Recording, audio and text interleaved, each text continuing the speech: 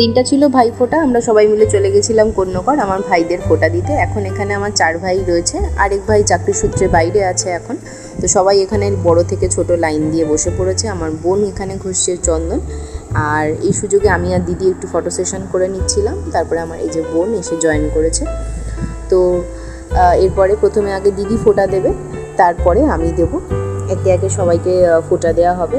আর এই ফোঁটার মধ্যে এখন আমি দিচ্ছি, এটা হচ্ছে আমার সবথেকে বড় ভাই, আমি ওকে ফোঁটা দিচ্ছি। আর এখন এই যে আমি পড়াচ্ছি কাজল। আমার কিন্তু এই পার্টটা ভীষণ ভালো লাগে, টেনে টেনে কাজল পড়াতে ওরা খুব ইরিটেট হয়, বলে একটুখানি দিবি।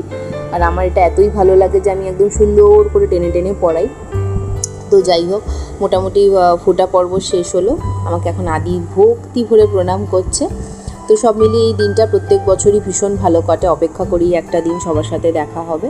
তো এবার চলে গেছিলাম ছাদে, একটু ফটো সেশন হলো, তারপরে হবে জম্পেশ খাওয়া দাওয়া। এই ছিল আমাদের ভাইফোঁটার দিন। তোমরা কে কী